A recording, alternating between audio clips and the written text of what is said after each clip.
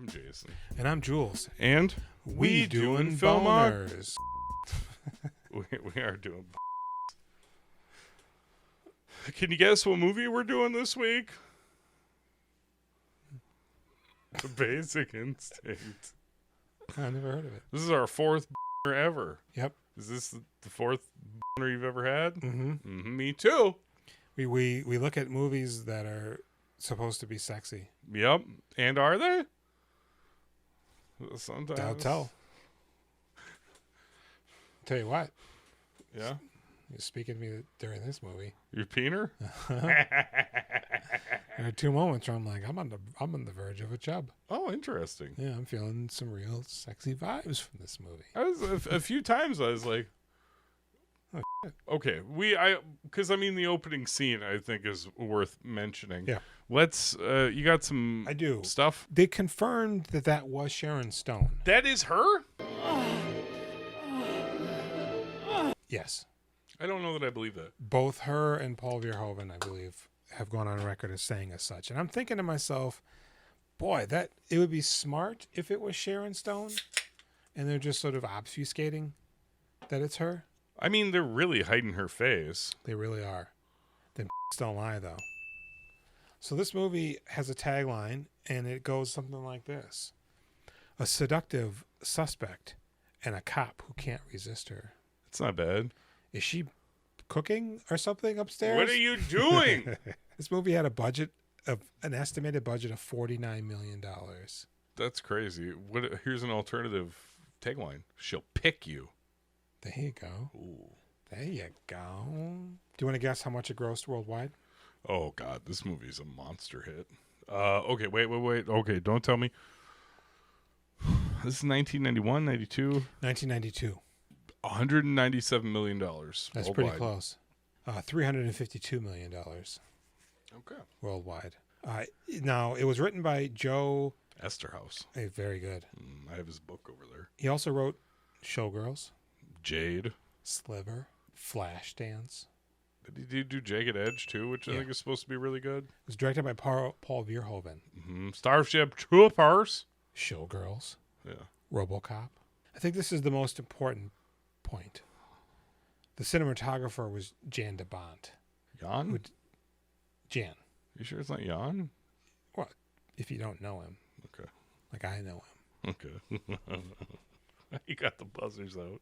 He did such movies as Speed, Die Hard, The Haunting of Hill House. Leonard Part 6. He did not. He did. What? Is that his first movie? Isn't he from overseas? Are you talking about cinematography? Cinematography. Okay. Now, specifically Speed and Die Hard in this movie. He did Twister, though, right? Yeah. That was his directorial movie? Oh, I don't know. Okay. Maybe. But specifically Die Hard, Speed, this movie has that 90s Jan de Bont LA vibe. Everything's glowing. Okay. You know, he's using geometry from the scene to cast shadows on faces. Yeah. Some real dope Okay. I think this movie excels because it is very well directed and looks extremely good. Yeah. On its own.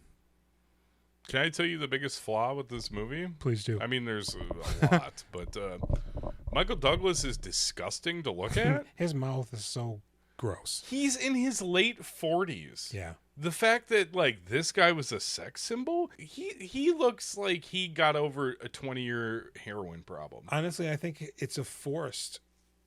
the role was originally written for a guy in his, 20s. Okay. And when Michael Douglas... I like that it's an older guy. Took over, yeah. I don't like Michael Douglas. He was 47. They aged the character up to 42, maybe? Okay. But a lot of people said that he was far too old for this role. I just think he's gross. A lot of people said that. I don't know that I have a problem with him being old. I think he's gross. Well, I think the problem is that he's gross, but also the character's a very gross bad guy. Yeah, he sucks. So him portraying this guy, it really feels right. Michael Douglas, I'm really coming after you right now. Yeah. I know that you're looking at this and you're like, that guy definitely can tell me I'm gross 5 years from where he's that's at a right normal now. looking man, and I'm very much not. Sharon Stone was director Paul Verhoeven's first choice. but she was only offered the role after at least 13 actresses had turned it down. Around 27 minutes is when the infamous leg uncrossing scene takes place.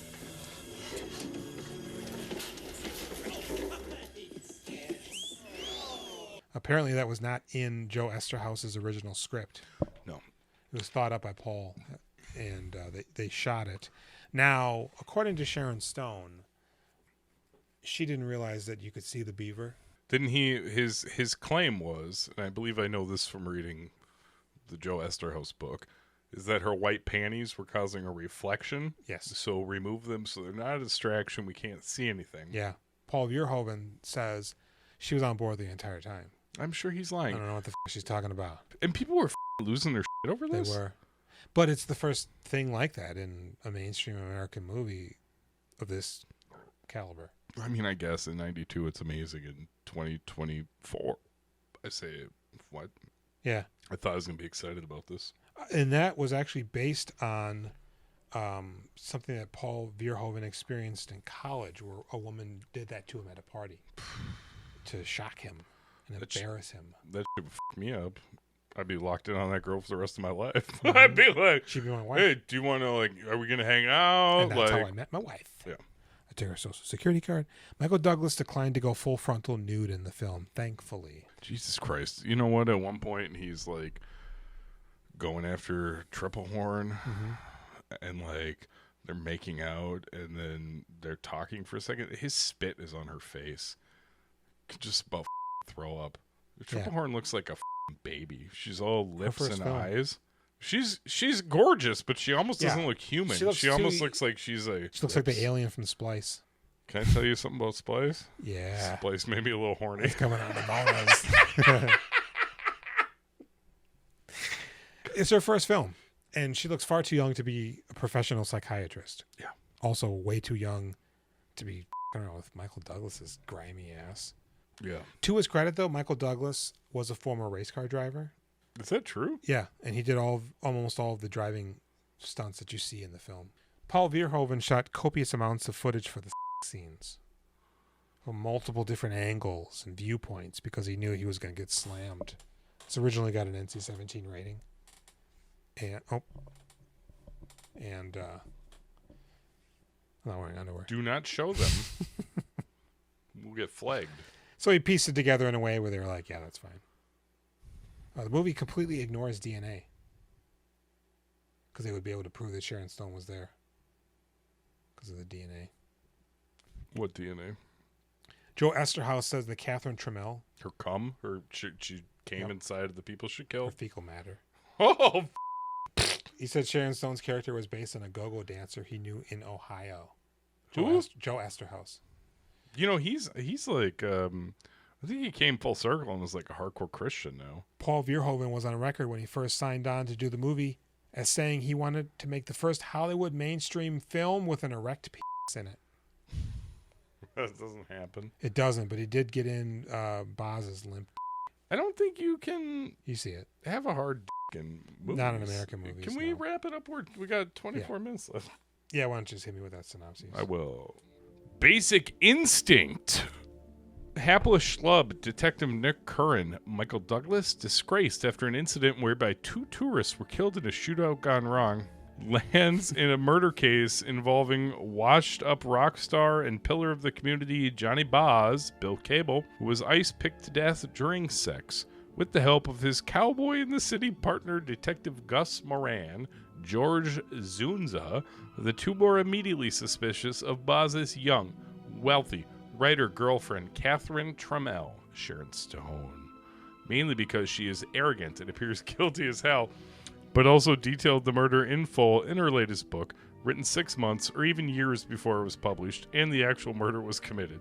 Between bouts of therapy sessions with his ridiculously young-looking ex-girlfriend, Dr. Beth Garner, Jean Triplehorn, and falling off of the wagon, boy, he dives right off, Curran must walk a tightrope made up of a thin line in order to crack the case, stay alive, and not succumb to his most basic instinct. God damn, that's a good tie-in to the title.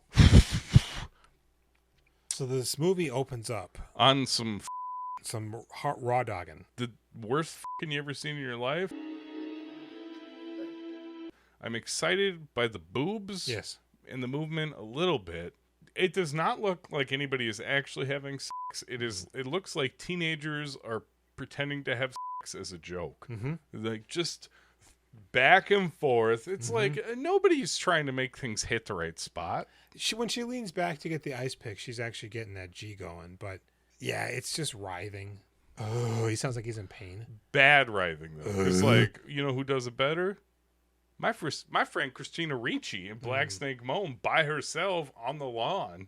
So she's riding on him and she pulls out her ice pick, and she has tucked away in the. Are you angry about this movie? In the bed, and just starts killing him. And they used a fake head when she stabbed him in the head area. But apparently, at the time, Elvira was dating the actor that played Billy Boz or whatever. Really? And she said that while they were filming this, they had squibs or whatever on him for the blood. And Sharon Stone actually ended up piercing past that and stabbed him legitimately a few times. And the pain screaming that you hear is real. And what kind of set are you running if you can actually stab the guy? Yeah. Why is she using a real ice pick? And he had to go to the hospital, and he has scars to this day, she says. When he starts getting stabbed in the head, I was like, holy shit. Baller. This movie is going to fucking rule. Yeah. This is going to be a super badass mystery movie. Yeah. A police thriller procedural. I am excited. I knew as soon as it transitions into more exterior shots, I'm like, this feels like Die Hard. I love this. Yeah. And that's when I looked up Jean Debon and figured it out. But yeah, so he's dead now. And Michael Douglas is a cop. It's in San Francisco. She doesn't kill him till he's coming too. Like they talk about the semen everywhere later. Well, there's a lot of semen. Can you imagine that? Like you're busting and you're being stabbed in your bloodletting area. But I mean, the semen is from other stuff too. They kind of made it sound like it was apparently never from does that night. No, Laundry. I mean they showed it. Well, I guess they don't show it actually. I'm thinking more of a different movie that had this blue black light sort of thing. But I don't like just ejaculate in my sheets all the time, so but I would imagine you'd be like, oh, I should change these. Maybe if it's all from like the same night. Yeah. I don't know, man. Cum's pretty gross.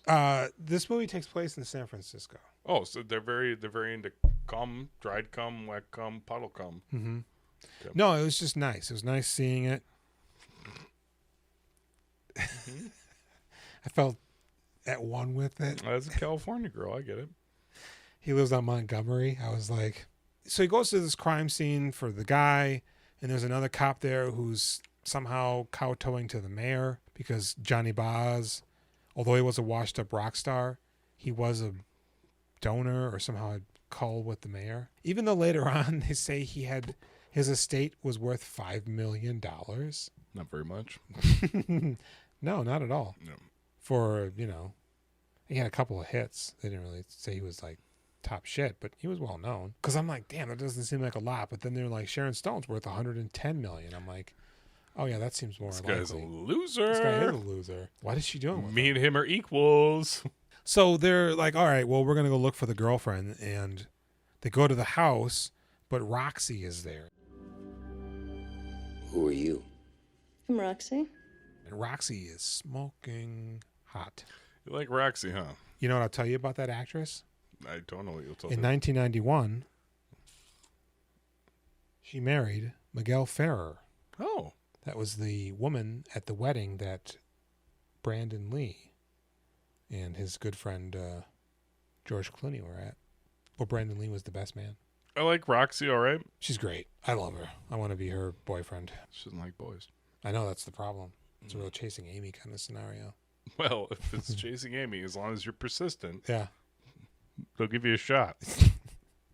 That's what you should take away from that movie. So they go. She goes, no, Sharon Stone's at the beach house, and they go to the beach house, and it's gaudy as fuck.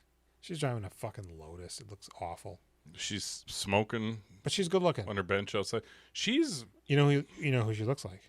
Sharon Stone. You know who looks like Sharon Stone at this age? Okay. Florence Pugh. Side by side. Look at this. So they're like, yeah, you don't seem very remorseful. And I'm in Mensa. George Dzundza, he's like, I can arrest you. And she goes, well, do it. And Michael Douglas is like, oh, sure. Instead, he pulls a baked potato wrapped in foil out of his pocket. He's like, Yeah. So nobody wants to believe Michael Douglas, but he's like, yeah, I'm pretty sure she's the killer. He wants to pin that on her. There was a professor when she was in college killed mysteriously. Mm-hmm. They want to pin that on her. And Michael Douglas, he had a drinking problem. He lost his wife, but then he was dating Jean Triplehorn, who turns out to be his psychiatrist. How's your personal life? My sex life is fine. My sex life's actually pretty shitty since I stopped seeing you. Started developing calluses. So fucked up. It's so fucked up. And she's a baby. And she still misses him. And he stopped drinking, he stopped smoking, but very quickly he starts to drink and smoke. Yeah, but he also used to do a lot of cocaine. That too, because he was a Vice guy. And apparently 2 tourists were shot in a crossfire shootout. Yeah. And he went to trial for it, but he was acquitted for it. And then later on it's brought up like you were really high on coke when that happened, right? Yes. Who fucking told you? But it also turns out that he's actually killed either 4 people in 5 years or 5 people in 4 years. It's an inappropriate amount. When they find the cocaine at Boz's place, Yeah. ooh, I just kept thinking about him sneaking over there and be like, Yeah. yeah, it's real. It's good stuff too. So immediately though, Sharon Stone latches onto him and he latches onto her. And now there's a real cat and mouse thing going on with him and her. Tet for tet. And she comes in to get interrogated by the DA, Wayne Knight, and a couple other guys are there, and Nick Curran is there, Michael Douglas. And they keep talking about how she also has a psychology degree, right? Yeah, so she's super smart. She's a step ahead of everybody. And she wrote the book that details the same murder for Boz. But it was written years earlier. Way before it, yeah. And then As Stephen Tobolowsky tells us. You're dealing with a devious, diabolical mind. You see, this book had to have been written at least 6 months, maybe even years before it was published, which means that the writer had to have at least planned the crime in the subconscious back then. Now, the fact that she carried it out indicates psychopathic obsessive behavior in terms not only of the killing itself, but also in terms of the applied advanced defense mechanism. So they're interviewing her, and she comes down, and she's in a dress, a white dress, and Wayne Knight's talking, but she's just throwing barbs at Michael Douglas the whole time. Were you dating Boz? No, we were fucking. Have you ever fucked on cocaine, Nick? And she starts smoking. Oh, man, we can't smoke in here. There's no smoking in this building, Miss Trammell. What are you gonna do? Charge me with smoking? And then all of a sudden, right olfactory glands? right in the middle of the interrogation, You're hypnotized. I'm putting my vagina smells in your face. Do you know what that is? she uncrosses her legs. And we see the beaver.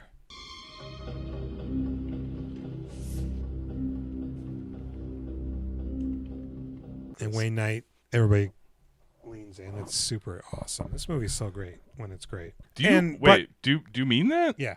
And she does a polygraph, and she passes. And Michael Douglas goes, she could have beaten it. And Stephen Toblow goes, nah, man. He goes, I know people who have done it. Yeah. Because he did it. Yeah. Because he's all coked up and killed people. Mm-hmm. I hate this movie, by the way.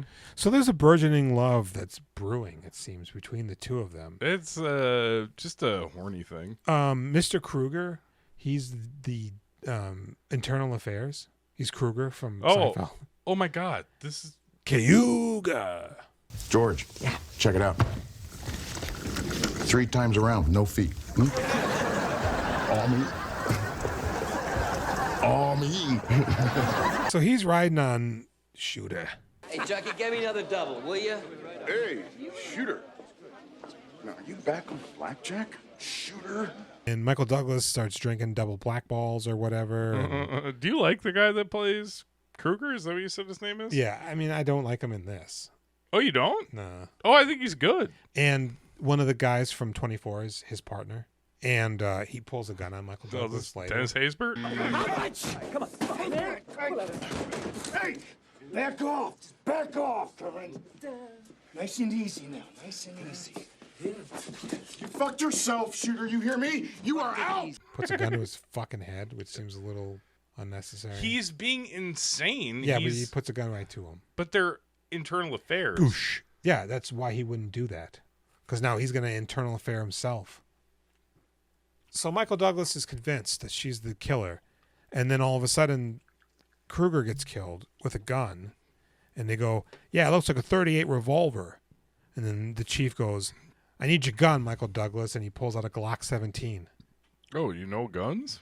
Not a .38 revolver. Trains, cars, guns, video games, rappers, video adventures. Movie, everything. I know everything. But I pretty guarantee you that the Glock 17 he's got is not a fucking .38 revolver. So they're like, yeah, you killed him. He goes, no, I didn't, but you're on leave. Okay, word. And then he's still following her around. She's speeding around in her car. She goes to see an old woman. You're the shooter, aren't you? Well, how are you?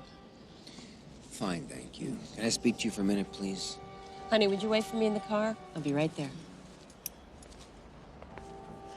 Goodbye, shooter. Who turns out to be a woman who killed her husband and children back on the way back. And the actress is a little bit of a Sharon Stone from her day.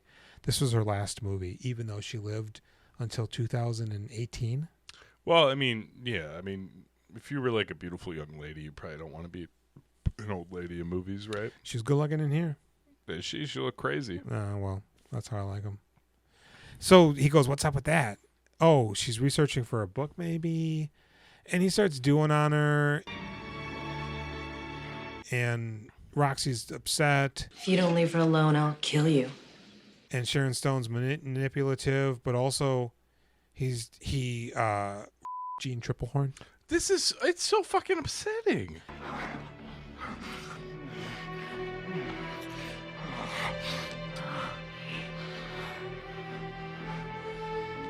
I'm like, this is super hot up until that point. She's like, no? Yeah. Because he's sucking on her, and she's like, he rips No, open her shirt. but and you're that's like, when he's getting spit all over her face. I mean, and that's that's real spit. not good, but it's sort of carnal. Yeah, and then she's into it. And then he turns her around, throws her over the couch, takes off her panties. Why do you think she's like, no? Because she's like, no, not like this. Make love to me. They're at her house, dude. It's passionate, but she needs a little bit more. All right.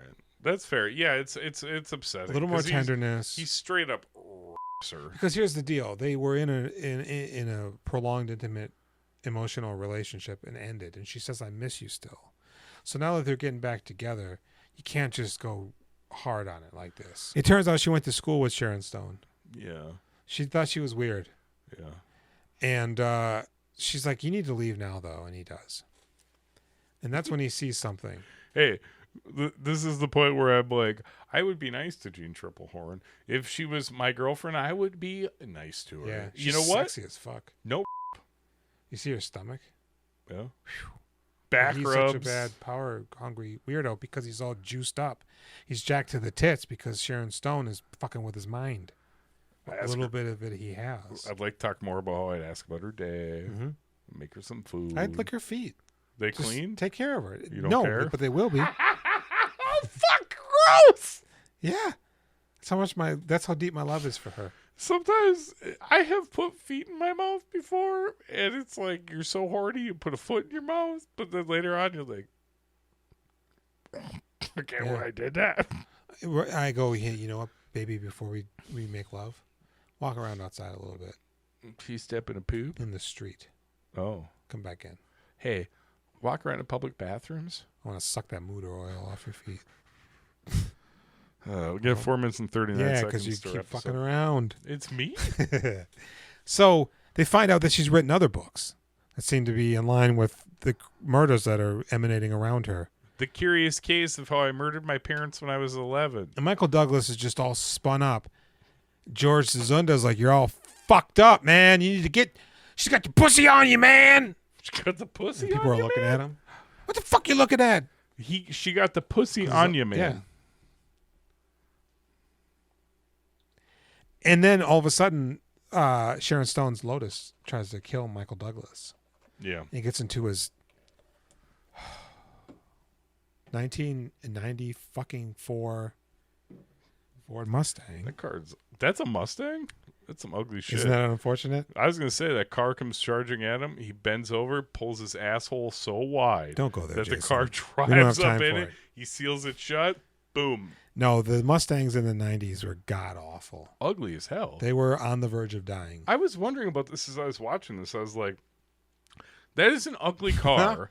And they have chosen it because maybe it's supposed to be a good car? It's like a Daytona. It's awful. But yeah, it's supposed to be pimp. So he races and he rides and he drives into her almost, but she veers off the road and just, is murdered.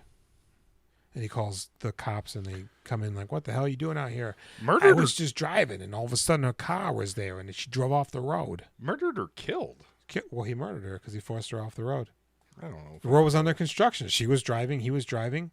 You move over. You let him pass. He keeps veering as she's trying to get out of the way.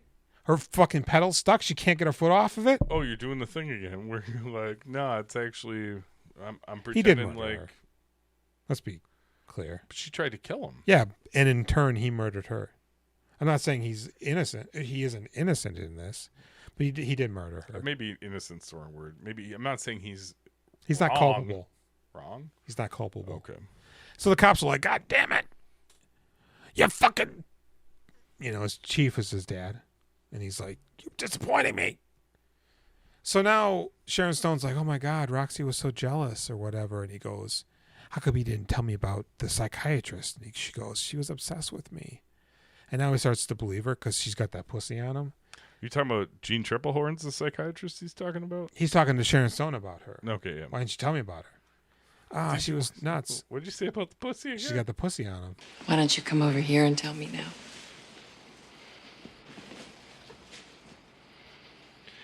I've seen him before. Yeah? Well, you might not see him again. And so he goes to Gene Triplehorn, and now he's just completely fucking vaped out on pussy. And he's just like, how come you didn't tell me that you dyed your hair? Because he saw a photo of her from that cop showed her, of her license or whatever. Because he went to go get a fucking note about her being crazy in college, but the cop's like, it's not here. Oh, your boy took it out. And then he talked to the sheriff, played by John McGee or whatever, Pat McGee from Rescue Me. They want to smoke, they want to jerk off, they want to shove potato chips up their ass. I don't give a shit. As long as they keep getting on that rig and going out the door and saving lives, I'll back them up. And he goes, how come you're late? There was another guy from your city talking about this, Tillman or whatever, who's dead that he doesn't know. So the story was that Gene Triplehorn was her girlfriend or something.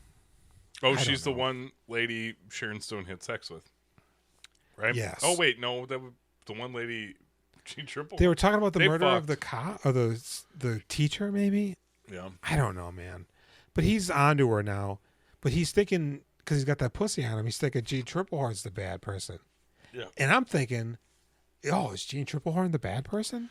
He goes to confront Sharon Stone, and he sees the last page of her book in the typewriter still. I'm gonna kill George Dzundza. Yeah. Dzundza. And she goes, we're over, Nick. You limp dick. Cotton mouth. You limp dicking him? It's He's so got limp. cotton mouth? Yeah. He's been smoking weed? He's thirsty? There's no liquids.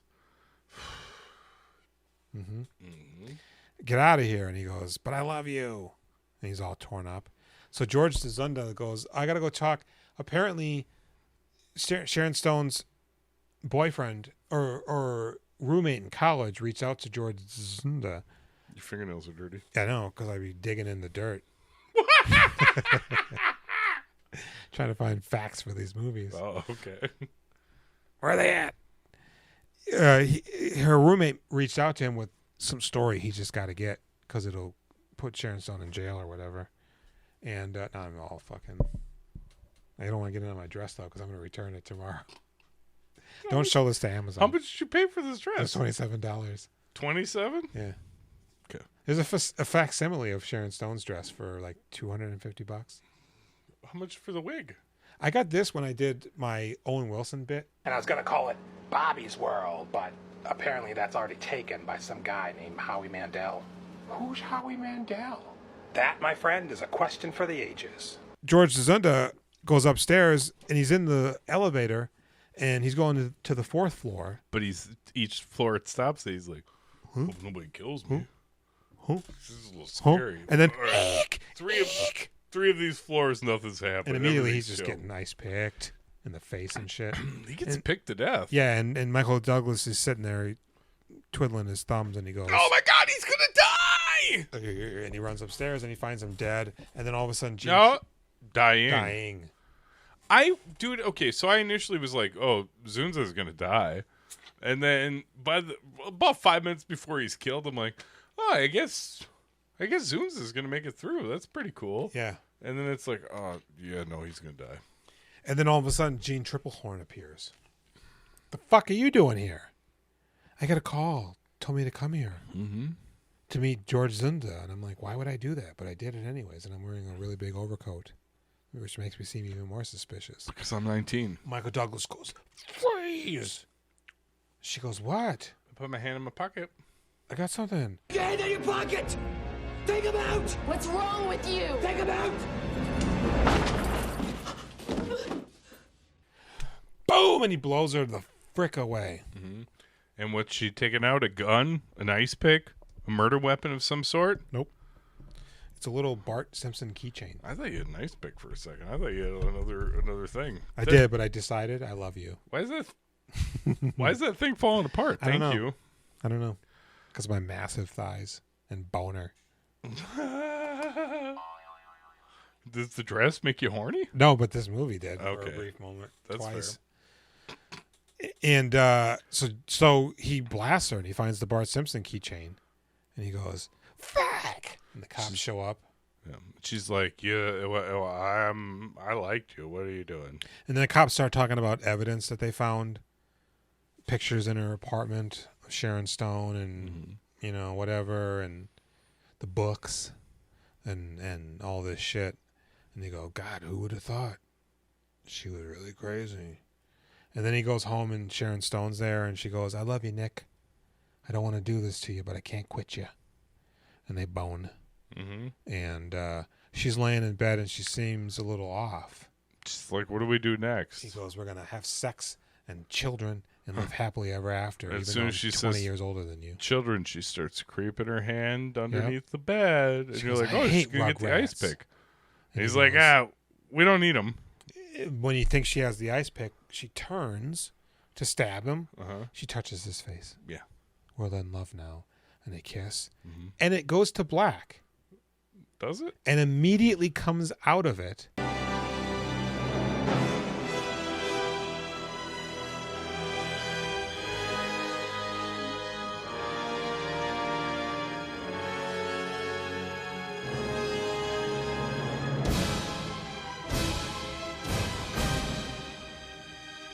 And there's the ice pick that she's going to have to get rid of. But I think originally this movie must have just ended. Yeah. But then they were like, oh, no, we can't. And then it just goes, Looney Tunes out. Oh, yeah, here's the ice pick. Do you want to tackle boners first and then the movie second? Sure. This movie is pretty hot. Sharon Stone is beautiful. I do like watching her clearly simulate sex because it's not believable whatsoever. No, yeah. Her breasts are nice. She looks good. I'm excited by it. And Julian. honestly, her performance is really good. I like her. I think she plays a powerful fuck you lady pretty well. Yeah. I think she somehow fell ass backwards into a really good performance. Then thereafter informs everything she does, where she's sort of just kind of badass. And she just can never play it again. I feel like she's got the chops. I don't know. Because I watched the first 45 minutes of Basic Instinct 2. Can we loop back to that in a few minutes? Okay.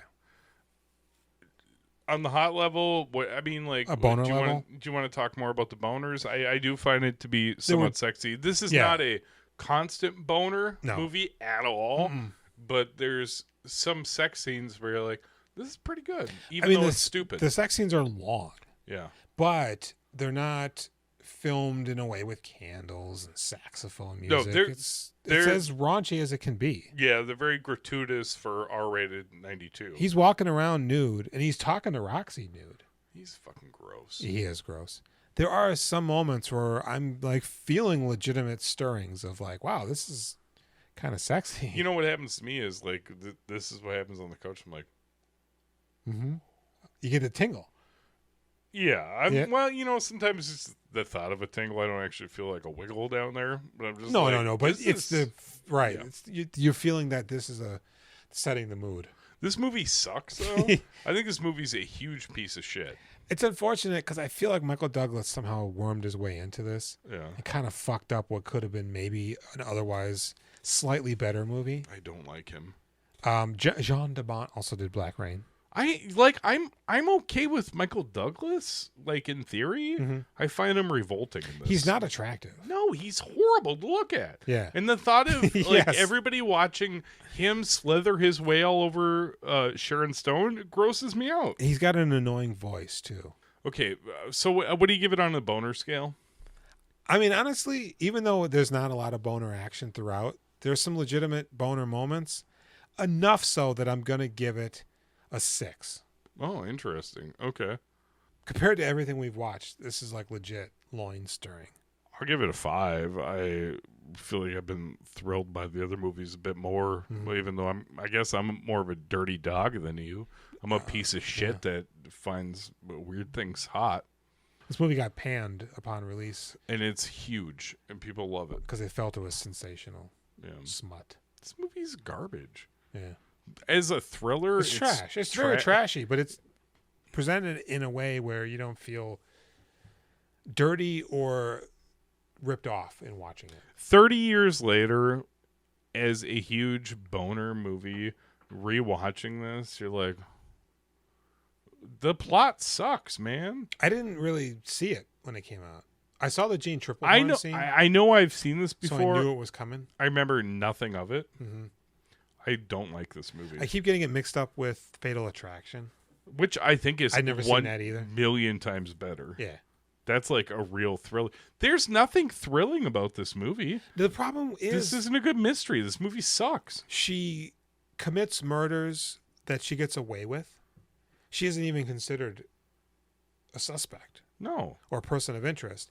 Then all of a sudden, she decides to frame Gene Triplehorn for murder, and like what? That came out of nowhere. I hate it so much. That was a little weird. And then you're left to think, what? They're going to actually be together? I guess. What do you give the movie? The movie, I'm going to give a 6 as well. Because it is really well directed. It's really well shot. There's a lot of fucking who's who of 90s bit player character actors in here. Tobolowsky, Knight, those other two guys I mentioned. Dzundza, man, he is full to the hilt in this movie, and I love it. From the black cop that tried to kill himself. The black cop who's there. I like him too. The guy who's like, you gotta watch out for the mayor. That guy, he's good too. The chief's good. Roxy's great. Can I tell you, I'm going to give this an angry 5. Cool. Because I don't like it. And ultimately, I was like, this is reprehensible. Everybody's a scumbag. Fucking poor Gene Triplehorn. Where was the thriller element? Oh, it's just a boner movie? Fuck this movie. Tell us about Basic Instinct 2, please. So I only watched the first 45 minutes. Right. It takes place in Europe. Okay. London. The movie opens with a speeding car. She's driving it. There's a football player in the passenger seat. Is she telling him when you come in somebody, your body makes a promise? She doesn't. Because he's so fucked up on drugs. Oh. He's like, I can't even move. And all of a sudden she grabs his hand and she starts fingering herself with his hand. And she's coming. Sharon Stone? Yeah. Who's 55 at this point? Approximately. And then when she climaxes, she drives the car off the road through like a bus house and smashes into the River Thames. Wait, what is it's Basic Instinct 2. What is the name of it? I don't know. I just thought it was Basic Passion Instinct Control or some. There's some shit. There's some fucking alternate name. Look at that. So she gets out of she's in the car, water's pouring in. The football dude's like, "What's happening, man?" And she's like, "I'm going to get out of here." She floats to the top. And then the police are like interviewing her. They're like, "You don't even seem to be upset that he died. You didn't save him." And she goes, "Well, it was either him or me. And obviously I value my life more than dying trying to save his." And she does the thing where she smokes. The guy goes, "You can't smoke in here," but she doesn't do the line. She just does it. And the guy who plays the governor in Walking Dead, he's in here. It looks good, but it's pointless. Yeah. It loses the point. You're trying to tell me that she lives for another 30 years and nothing. So it's not worth it. Don't watch it. We only watched 45 minutes. I think that's all you need to hear. I think did we do all the ratings? I forget. Yeah. Okay. The movie's over. So go to our Instagram. We Doing Filmographies. And find the link tree. The link tree. So we don't have to tell you about everything. The one with the habanero pepper next to it. That's our spicy link. Yeah, the buttholes. You can give us a call at 763-634-1897. Yep. Voicemails, erotic fantasies, text us. You can rate us on Apple Podcasts and suggest a movie that we'll watch for you. Pumpkinhead. Yeah, I've been Jason. And I've been Jules. And we are going to slam our boners together now.